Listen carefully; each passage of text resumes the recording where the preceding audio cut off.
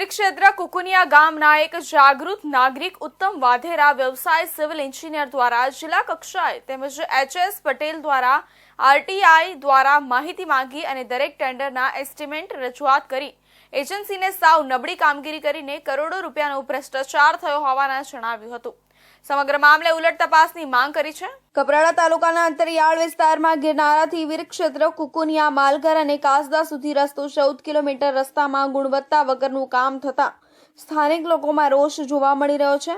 પ્રાપ્ત માહિતી મુજબ આ રસ્તાનું એસ્ટિમેટ 19.45 કરોડ રૂપિયા મંજૂર થયેલું હોવાથી તેમ છતાં આ એજન્સી દ્વારા હલકી કક્ષાનો મટીરીયલ વાપરીને સાવ નબળી કામગીરી કરવામાં આવેલી છે।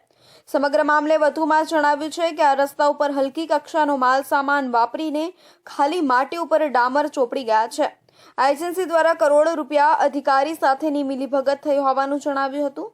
સ્થાનિક લોકોના જણાવ્યા મુજબ આ કાસદાથી ગિરનારા સુધી 14 વર્ષ પછી રસ્તો બનાવવામાં આવ્યો છે। આ રસ્તાનું વ્યવસ્થિત કામ થયેલું નથી। કરોડો રૂપિયા આ કુકુનિયા ગામના આગેવાન ઉત્તમ વાઘેરા દ્વારા જણાવ્યું હતું કે આ રસ્તાના કોન્ટ્રાક્ટર દ્વારા તેમજ 2 કરોડ અને 85 લાખ પુલનું મંજૂર થયેલા કાસદમાં પુલ બનાવવામાં આવે એવી રજૂઆત કરવામાં આવી છે।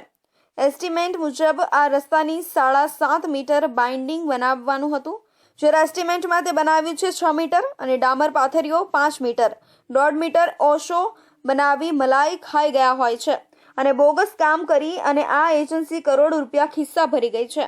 અંતરિયાળ વિસ્તાર અને અભણ આદિવાસી વિસ્તાર હોવાથી કોન્ટ્રાક્ટર દ્વારા વેઠ ઉતારવામાં આવી છે।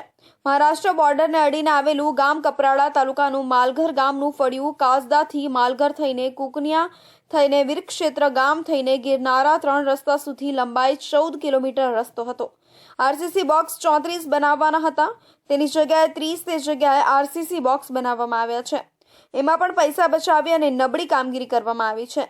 દરેક જગ્યાએ આરસીસી બોક્સ બનાવ્યા છે, તેમાં સાવ હલકી ગુણવત્તાવાળું માલ સામાન વાપરીને બનાવવામાં આવેલું છે।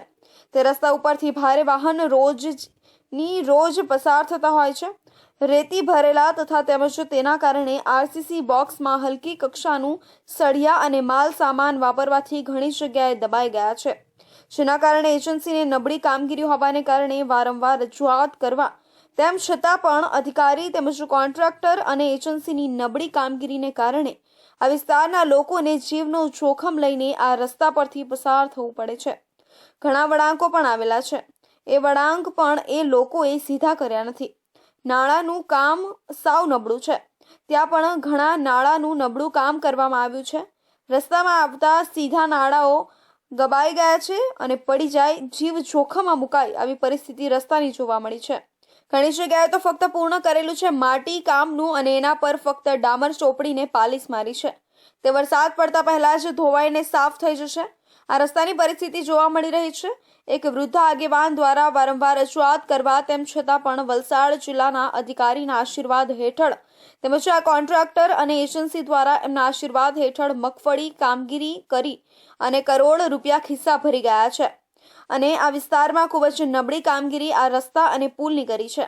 તેની ઝીણવટભરી તપાસ કરી અને યોગ્ય રીતે અમને સંતોષકારક ન્યાય મળે એવી ગામ લોકોની માંગણી છે। રસ્તો છે ગિરનારા ફાટકથી કાસદા સુધીનો 14.5 કિલોમીટરનો રસ્તો છે, જે વિક્રમ ઇન્ફ્રાસ્ટ્રક્ચર એજન્સીને મળેલો છે અને એમણે પેટા કોન્ટ્રાક્ટર બીજો કાર્તિકભાઈને આપેલા।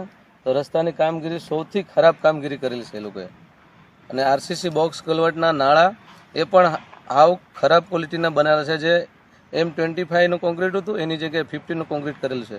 સ્ટીલ પ્રોપર નથી વાપરેલું છે અને જે બોક્સ કલવટ અત્યાર સુધી બનાવ્યા એ 1 જ વર્ષમાં તૂટી પડ્યા છે।